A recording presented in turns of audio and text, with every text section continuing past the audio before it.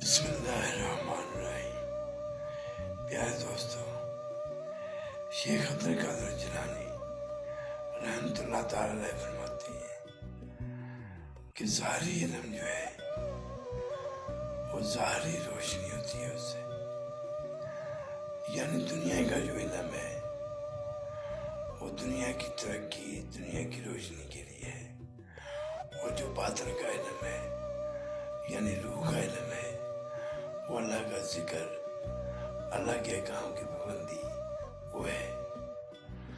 اللہ تعالیٰ ہم سب کو اپنے باطن کو پاک اور صاف کرنے کی توفیق عطا فرمائے اور رب کی رضا کے مطابق زندگی گزارنے کی توفیق دے۔